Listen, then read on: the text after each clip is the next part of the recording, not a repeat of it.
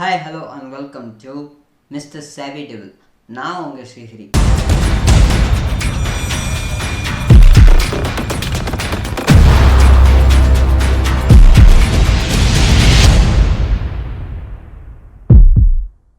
இன்றைக்கி நம்ம ஒரு இன்ட்ரெஸ்டிங்கான ஒரு ஸ்டோரி தான் பார்க்க போகிறோம்.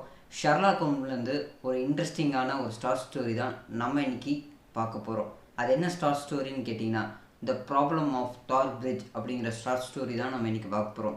ரொம்ப இன்ட்ரெஸ்டிங்கான ஒரு மர்டரை நம்ம ஷெர்லாக் ஹோம்ஸ் எப்படி சால்வ் பண்ணுறாரு அப்படிங்கிறதான் இந்த ஷார்ட் ஸ்டோரி ஃபுல் அண்ட் ஃபுல்லாக இருக்கும்.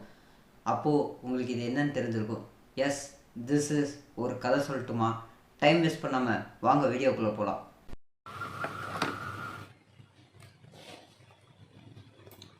ஒரு கதை சொல்லட்டுமா? ஒரு அழகான அக்டோபர் மாதம் காலை வேலை. காற்று நல்லா பலமாக அடிச்சிட்டு இருந்தது. நான் பிரேக்ஃபாஸ்ட் சாப்பிட்லான்னு கீழே இறங்கிட்டு இருந்தேன். அப்போ நான் ஒரு விஷயத்தை கவனித்தேன். ஹோம்ஸ் தன்னோட பிரேக்ஃபாஸ்ட்டை கிட்டத்தட்ட முடிச்சிட்டாரு. அன்றைக்கி அவர் ரொம்ப சந்தோஷமாகவும் இருந்தார். என்ன ஹோம்ஸ், ஏதாவது கேஸ் கிடச்சிருக்கா அப்படின்னு நான் கேட்டேன். அது மாத்திரம் இல்லாமல் என்கிட்ட இருந்த நிறையா டெடிகேஷன்ஸ் எல்லாம் கற்றுருக்க போல இருக்கு அப்படின்னு வாட்சன் ஹோம்ஸை பார்த்து கேட்குறாரு. நீ என்கிட்டேருந்து நிறைய சீக்ரெட்ஸ் எல்லாம் கற்றுக்கிட்ட வாட்சன் அப்படின்னு நம்ம ஹோம்ஸ் பதில் சொல்கிறாரு. ஆமாம், எனக்கு ஒரு கேஸ் கிடச்சிருக்கு. ரொம்ப நாளுக்கு அப்புறம் ஒரு கேஸ் கிடச்சிருக்கு. அப்படியா? என்ன கேஸ்? முதல்ல நீ பிரேக்ஃபாஸ்ட்டை சாப்பிடு, நான் அதுக்கப்புறம் சொல்கிறேன். ஹோம்ஸ் தன்னோட பாக்கெட்லேருந்து ஒரு லெட்டர் எடுத்து என்கிட்ட கேட்டார். த கோல்டு கிங் நெயில் கிப்சனை பற்றி நீ கேள்விப்பட்டிருக்கியா வாட்சன்? யார், அந்த அமெரிக்கன் செனட்டரா? ஆமாம், அவரோ அமெரிக்கன் செனட்டராக இருந்தவர் தான். ஆனால் இந்த உலகத்துக்கு அவரை த கிரேட்டஸ்ட் கோல்ட் மைனிங் மேக்னெட்டாக தான் அடையாளம் தெரியும். இந்த பேரை நான் எங்கேயோ கேள்விப்பட்ட மாதிரி இருக்குது. அவர் இங்கிலாண்டில் வாழ்ந்தாரா? ஆமாம், ஆம்ஷரில் அவருக்கு ஒரு பெரிய எஸ்டேட்டை வாங்கி 5 வருஷத்துக்கு முன்னாடி வாழ்ந்துட்டு வந்தார். அவரோட மனைவியோட கேஸ் தெரியாதா? அவர் மனைவி ட்ராஜடியாக இறந்து போனாங்களே, அந்த கேஸ் பற்றி உனக்கு எதுவுமே தெரியாதா? ஆ, இப்போ ஞாபகம் வருது. இப்போ தான் இந்த பேரை எங்கேயோ கேள்விப்பட்ட மாதிரி இருக்குன்னு சொன்னேன்ல, இந்த கேஸ் ஏதோ படிக்கும்போது தான் நான் கேள்விப்பட்டேன். ஆனால் எனக்கு அந்த கேஸ் பற்றி அவ்வளோக்கா தெரியாது ஹோம்ஸ். எனக்கும் இந்த கேஸ் என்கிட்ட வரும்னு சுத்தமாக ஐடியாவே கிடையாது. தெரிஞ்சிருந்தால் சில ரிப்போர்ட்ஸ்லாம் நான் எடுத்து கலெக்ட் பண்ணி வச்சுருந்தேன். அதை நான் பத்திரமா வச்சுருப்பேன். இந்த கேஸ் ரொம்பவே சென்சேஷனான கேஸ். ஆனால் இதில் எந்த மர்மமுமே கிடையாது. அக்யூஸ்டுக்கு எதிராக எவிடன்ஸ்லாம் ரொம்ப கிளியராக இருக்குது. இந்த கேஸ் இப்போது வின்ஸ்டர்ஸில் நடந்துகிட்ருக்கு. என்னால் உண்மைகளை கண்டுபிடிக்க முடியும், ஆனால் அவ்வளோ சீக்கிரம் எதையும் மாற்றிட முடியாது. ஏதோ ஒரு புது விஷயம் நடந்தால் தான் இந்த கேஸில் ஏதாவது மாற்ற முடியும்.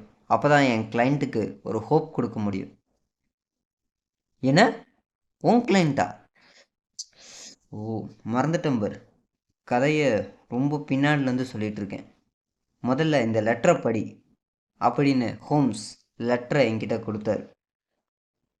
October 3. Dear mister Sherlock Holmes, என்னால் முடிஞ்ச அளவுக்கு நான் அந்த பொண்ணை காப்பாற்றுறதுக்கு முயற்சி பண்ணேன்.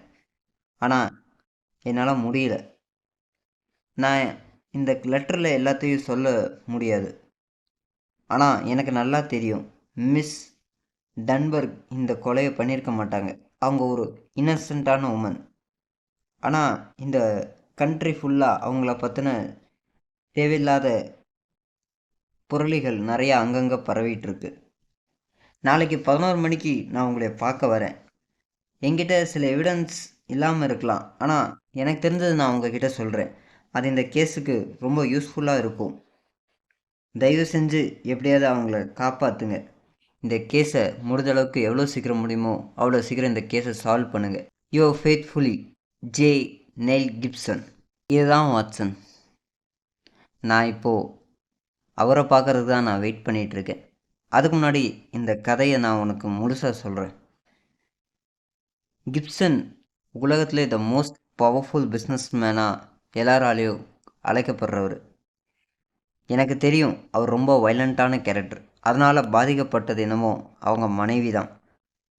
அவங்க மனைவி ஒன்றும் அவ்வளோ அழகெல்லாம் கிடையாது. அவங்களுக்கு மொத்தம் 2 குழந்தைங்க. அந்த 2 குழந்தைங்களுக்கு படிப்பு சொல்லித்தரத்துக்கு ஒரு பொண்ணை அப்பாயின்மெண்ட் பண்ணாங்க. அந்த பொண்ணு ரொம்பவே அழகாக இருப்பா. இங்கிருந்து தான் பிரச்சனை ஸ்டார்ட் ஆக ஆரம்பிச்சுது. இந்த 3 பேர்த்த சுற்றி தான் இந்த பிரச்சனைகள் ஸ்டார்ட் ஆக ஆரம்பிச்சுது. ஒரு பால்கனியில் வச்சு தான் இந்த ப்ராப்ளம் ஷூட் அவுட் ஆக ஆரம்பிச்சுது.